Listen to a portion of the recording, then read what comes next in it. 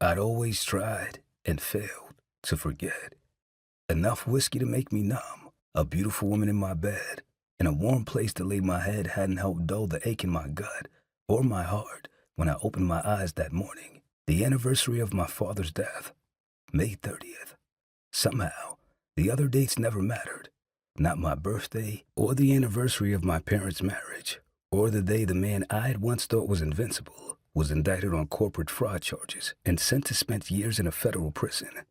The memory of that morning had never really seemed to fade away with the passage of time. I still remember the smell of my mother's perfume when she'd awakened me with the news. An accident. A fishing trip gone wrong. My father had fallen into the Detroit River. Its turbulent waters had been too much for him. The current was too strong, too swift. The details were a blur, but the feelings, despair and loss mixed with the vulnerability and fear, abandoned. Because that was the day my life had changed, and not for the better.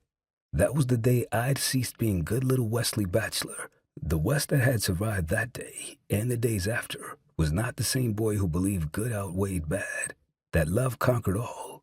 No, the Wes that lived was a man that had done everything I could to achieve my goals, even if that meant I had to hurt people to get where I needed to be. But today, even the raging hangover I woke up with had only served as a small distraction.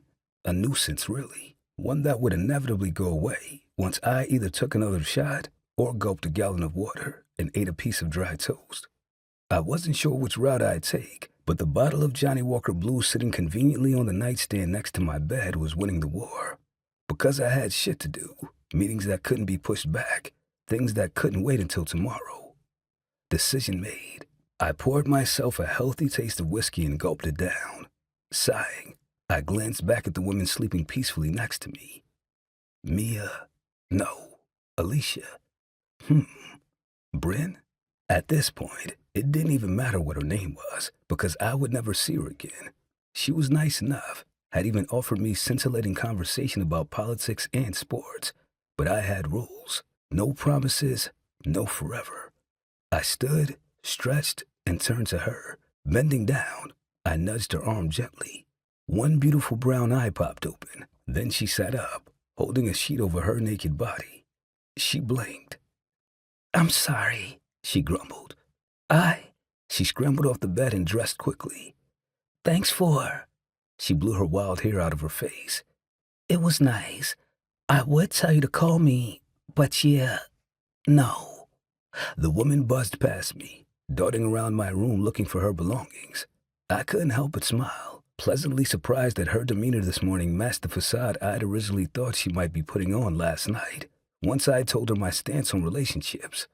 Long story short, I'm not interested. If I could only remember her name. She bent down and zipped up one boot. After she did the same with the other one, she stood and grabbed her leather jacket. "It was a really fun time," she assured me in her haste to leave. "I hope you have a good day, despite everything."